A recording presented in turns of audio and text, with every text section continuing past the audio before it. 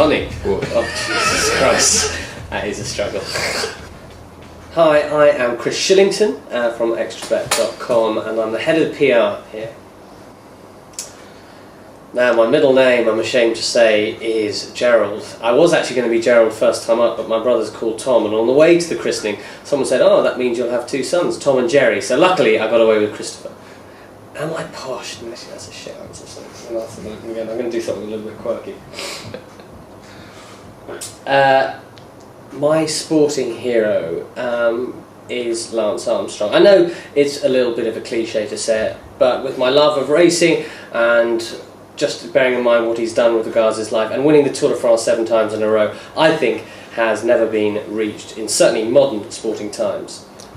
I ended up in the betting industry because at university, on the meagre monies that I had, I realised that I couldn't survive, and I didn't much fancy working behind a bar or sweeping the streets of Newcastle upon Tyne, so I ended up focusing on betting, and I made a few quid out of it, maybe nicking 30-40 quid a week, and it was something that I had a modicum of talent for, and naturally enough I moved into it straight after university. I was lucky enough to get a job. My first job was what they call credit control, which is a fancy word for debt collecting. My first job was at the American bank Cantor Fitzgerald. Then it was called Cantor Sport. Unfortunately, no longer with us. I did 5 very enjoyable years before I turned up at Extrabet.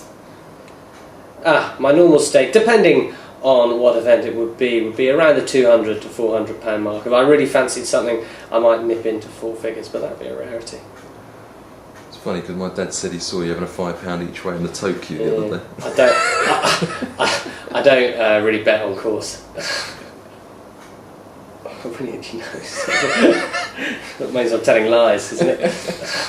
Well, I don't bet on horses. That's quite hefty stakes, actually.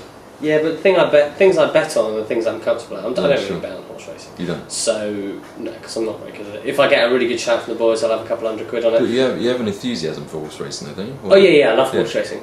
I love horse racing, but I find it very difficult to make money on. And so I hate losing on betting. Yeah. I really hate it, and I do it to make profit. So I would never do my normal stakes. The only time I would make a bet is if I got really hot information, but even then it's so difficult to decide what's the noise and what's reality. So my experience of it is that, and I look back at my book every year, and every year I look at horse racing, and it's either very small up or it's down, and everything else is pretty much up. So I'm like, well, why am I wasting my money on racing? So I enjoy it immensely, probably more than any other, but ultimately I know that it's not where I make my money. Who do I respect within the industry? Well, I respect everyone to a large degree. First up, with regards to my game directly, which is PR, Mike Dillon would really be the totemistic figure there. He's been Ladbrokes PR director for many, many years. And what he's done with regards to the profile of Ladbrokes has to be you're capped off too. Elsewhere, with regards to more heads of state in our game, Chris Bell again at Ladbrokes has done a fantastic job. But I suppose in the last few years you have to say congratulations, particularly to Ed Ray and Andrew Black at Betfair. What they did was revolutionary, but revolutionary isn't necessarily good enough. What they did was build on the Betfair brand. And elsewhere here at Extrabet, we've had some brilliant people come through our books. I mean, Stuart Wheeler, who started off IG Index, was a pioneer for the industry, and he's had effects right down to Tim Hankins, who's head of, or CEO of the IG group, which is really the big sister or big brother to Extrabet ourselves. We are the leisure group of IG. When was the last time you visited Spearmint Rhino? The last time I visited Spearmint Rhino, I don't actually know what that club is. I'm presuming that it is some sort of safari type arrangement in South Africa, but yeah, no, you'd have to defer to maybe people like Andrew Pyra, other betting industry luminaries, to answer that question. Bastard. She's watching. Yeah. If I could have one job within the sports or betting industry, I think I would like to be head of the Premier League. I mean, you've got to respect what Scudamore and all the other guys there have done in the last few years. I do think the distribution of wealth, the considerable wealth, could be done a little bit better, and I'd like to make their moral compass a little bit sharper. As I said, it's a very, very difficult job, but it's one certainly that I would relish. Who is your most famous friend? Oh God, I'm not sure how I answer that one.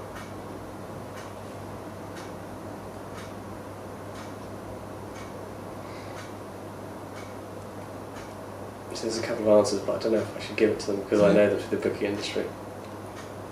Oh, okay. You see what I mean? Yeah, sure, yeah. Those are the ones that I probably know most.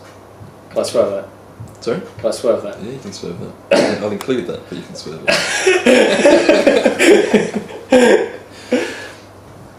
Have I had any embarrassing moments on TV or radio? I mean, how much film have you got in the camera? My worst one was of late. I was on one of the BBC radio stations and I did use the F word by mistake. Admittedly, under my breath. And I probably wasn't concentrating heavily enough, but such is the rough and tumble of live radio, they can't edit that one out. Was anything mentioned about it afterwards? Yes, I was certainly given, my knuckles were wrapped. And I must also mention one time that I was on Bloomberg television, and let's just say that I hadn't had much sleep. This is of course in the early days before I became a mature betting man. This is maybe 5 years ago. And I turned up, I was only wearing one sock, and my suit was tucked into my pants around the back. Again, live radio show, not a strong look at the best of times. But at least it did take the focus off my face. Is it true Sky Sports News asked you to cut your hair? Is it true that Sky Sports News asked me to cut my hair? They not only asked me to cut my hair, but they asked me to brush, comb, anything they could do to stop me making look like a peahen. So yeah, lovely David Jones gave me that bit of advice. Live on air. Thanks for that one, Dave. If I could have one bet in the next 6 months, my bet would probably be fairly immediate. The X Factor is something that's bread and butter for me. It pays for the family's Christmas presents and probably my honeymoon, hopefully. I think that Daniel at 4-1 is worth getting against, and by virtue of that fact, I think Ollie Murs at 6-1 is tremendous value. He ticks all the boxes for me when it comes to the X Factor.